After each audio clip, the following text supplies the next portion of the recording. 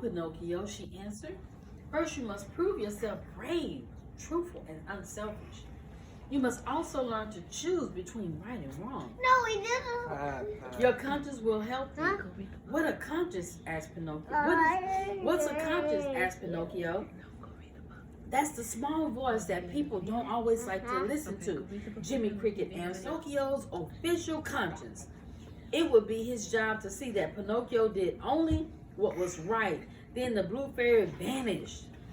Wow, isn't that something that the blue fairy, get out your mouth, that the blue fairy vanished? Huh? Isn't that amazing? Wow. When Jeppo awoke, he could not believe his eyes. My wish has come true, he shouted. Pinocchio is alive. Although Jeppo soon realized that Pinocchio was still made out of wood, it mattered little to him. What? Yeah, I shall love you just the way you are, he told Pinocchio. Then he explained that Pinocchio had to go to school, like all boys. And so that very morning, Pinocchio happily set off. Pinocchio hadn't gone far when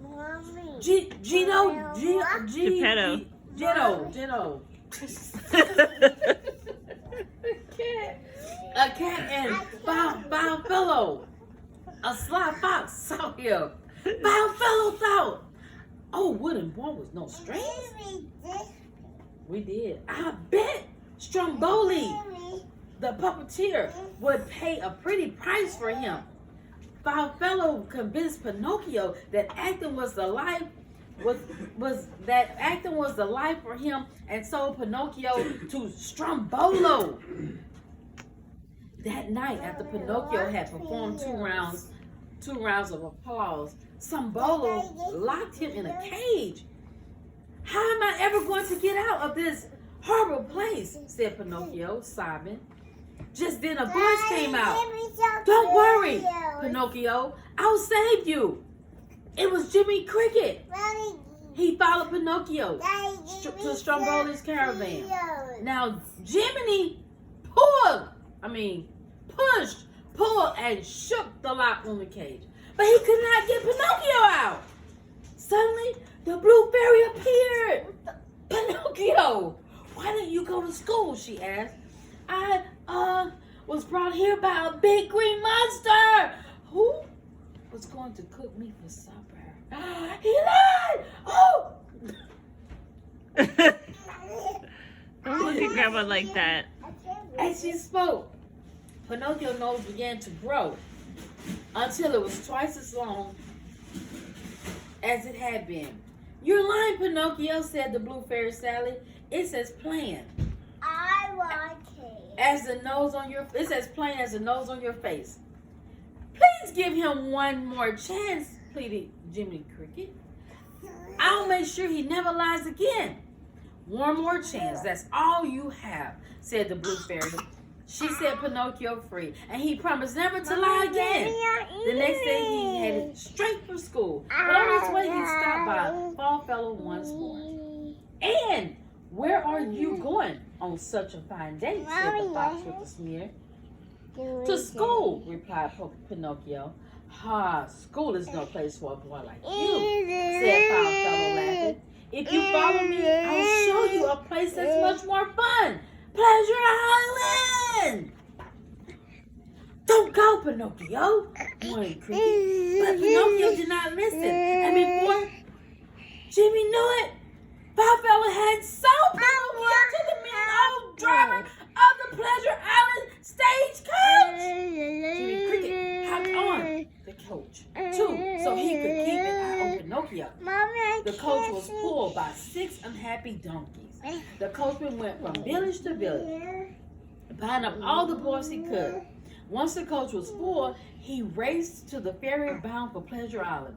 Pinocchio sat beside a loud-mouthed boy named Lampwick. Don't worry about a thing, said Lampwick with a chuckle.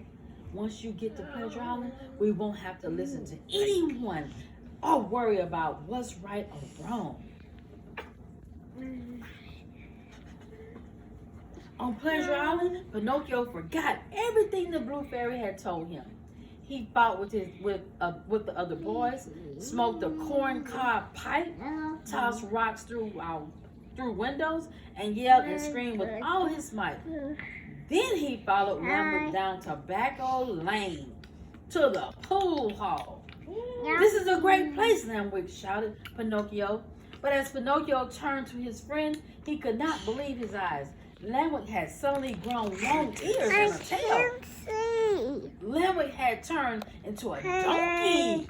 Oh my! Pinocchio felt the top of his head. He too had grown donkey ears and a tail. Now he knew where the coachman got his tired, sad-looking donkeys. "Come with me before it's too late," cried Jimmy Cricket, who had been following Pinocchio.